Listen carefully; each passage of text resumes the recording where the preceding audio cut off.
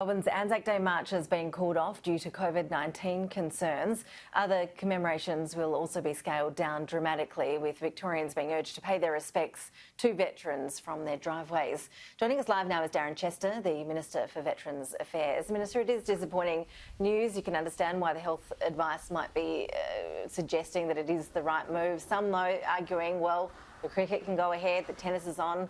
It'd be great to see our veterans march again.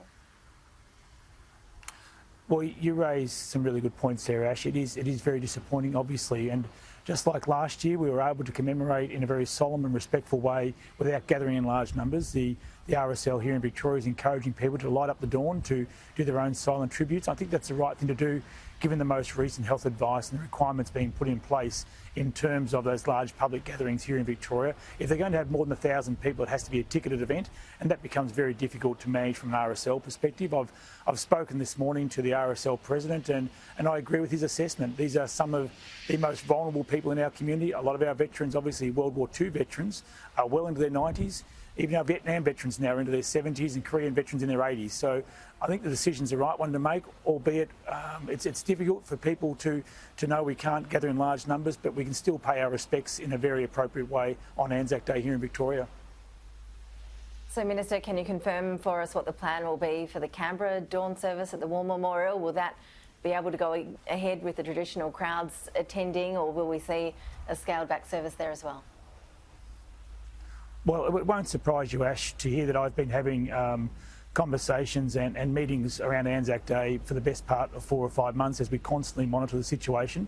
I'm not in a position today to tell you what's going to occur in terms of the national service in Canberra, other than to say there will be a national service, but we'll continue to liaise with the RSL, with health authorities, and it'll be part of the cabinet processes, obviously consultation with the Prime Minister and others on the final arrangements, but there will be a national service in Canberra, and last year's service was televised, and I think it was a very successful in terms of the way we were able to commemorate the service of the people who have given their lives to our country, and also to recognise the current men and women, the men and women who put on the uniform today, and we've seen them come to the forefront only in the last 13 or 14 months with Operation Bushfire assist right across the east coast of Australia, and also during COVID-19. So we'll be able to say thank you for your service to our veterans, to our current serving personnel on Anzac Day. It will just be a little bit different again, and that's the reality of the world we're living in at the moment. You mentioned the bushfires. Your electorate, as we know, was hit hard by the bushfires last year. I see that you've been raising some concerns that your region is really missing out on funding in the latest round of the local economic recovery grants. Why is that? What's the hold-up? Why aren't we seeing grants being delivered to people in your area that were so hard hit? Well, the first thing I need to say, Ash, as a region, the Gippsland region, East Gippsland region in particular, is extraordinarily thankful for the support we received during the bushfires. I'd suggest that during the initial response phase, the initial relief phase, and also the initial recovery phase, I think we were world class as a nation, as a state, as a region. We had an incredible response from the volunteer firefighters, from the paid emergency service workers, from the Australian Defence Force. We would have no complaints at all about the way we were treated in those first couple of months. But I think over the last few months, as the longer term recovery issues have really kicked in, people are becoming frustrated, disappointed with the overly complex nature of some of the grants processes. And so I've just raised my concerns that the bureaucratic processes we've put in place are slowing down the recovery.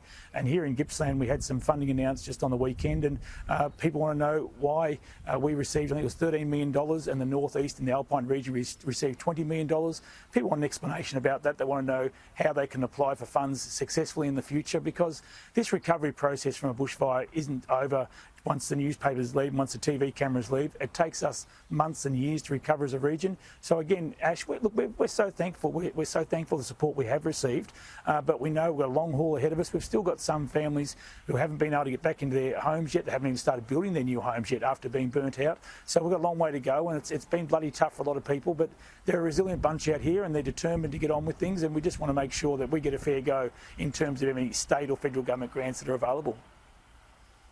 Sounds like that's something you'll be taking up with your colleagues in Canberra. I am keen for your take on the debate that your party has been involved in this week about ambitions for emission reductions.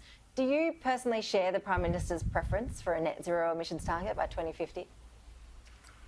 Well, I think the point the Prime Minister has made, and this, keep in mind, Ash, this has been a tough debate for, 20 years. I mean, we've seen Labor leaders lose their jobs, Liberal leaders lose their jobs over this debate. It has been very difficult for the public policy makers to find a position we can all agree on. I think the key points the Prime Minister made the other day around the fact that we want to have a technology-based approach to reducing emissions, which doesn't unfairly hurt sectors of the community, and particularly singled out regional Australians. I agree entirely with his position on that. And then when it comes to the issue of the Paris Agreement suggests or puts in place a mechanism to reach net zero emissions by the second half of the 21st century. And the Prime Minister has said his preference is to get there sooner rather than later with a technology-based approach rather than a taxation-based approach. So that's a long answer, but the short answer is yes, I do agree with the direction the Prime Minister is taking. And I think it's important that we as regional representatives, people who live in these regional communities, understand there's diverse views on these issues. But most of the people I talk to in my community, they want to see us have reliable, affordable energy. They want to see us make a contribution to practical environmental management, and that's through things like emissions reduction, but also things like land care and coast care and bushfire hazard reduction. So the practical environmentalists in the nation often live in those regional communities, and they're very keen to see us being responsible global citizens. That's a pretty different position from the one some of your colleagues have been airing in recent days. Some of them are warning that that sort of target could signal the end of mining, the end of farming. Are they overreacting? Are they being too alarmist? Well, I think some of these doomsday scenarios that are put out there by people on both sides of the debate don't actually add a lot to the debate.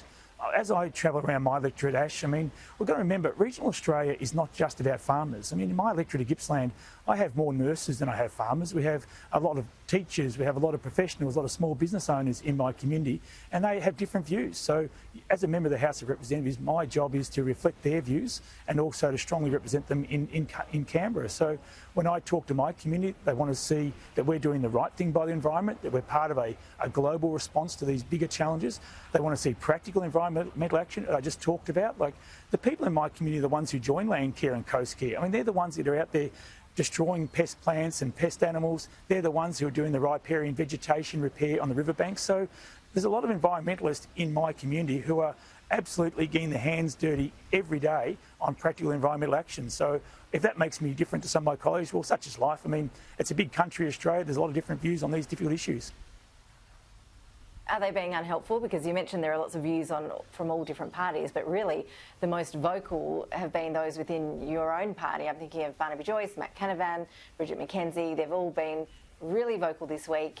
Is that an unhelpful position for them to be taking at this point in the debate when we haven't even seen it as a solid policy from Scott Morrison? Oh, well, look, it's not my job to do the running commentary on my colleagues. That's the commentator's job. That's your job. My job is to reflect the views of my community. I would just simply say, Ash, we've got to be part of the solution as a national party. We don't want to sideline ourselves from the big debates. We're in the cabinet room. There's 4 ministers in the cabinet room, part of those big debates. We've got to listen to our communities and reflect their views as part of those conversations. And we've got to work with our colleagues in a collegiate way and try and find a resolution to these big global challenges. So there's a long way to go on this debate, and I think it's important that we take our time to listen to what people are saying to us. And even in the agricultural sector, there's very different views, Ash. I mean, I talk to farmers in my electorate who are very interested to know, does this technology approach, does this science-based approach around sequestering more carbon in soils provide a real opportunity for them and their farms? So they're open to the conversation, and we need to have it with them. Veterans Affairs Minister Darren Chester, appreciate your time. Thanks, Ash, and it's great to be here in Lakes Entrance. You're welcome to visit any time.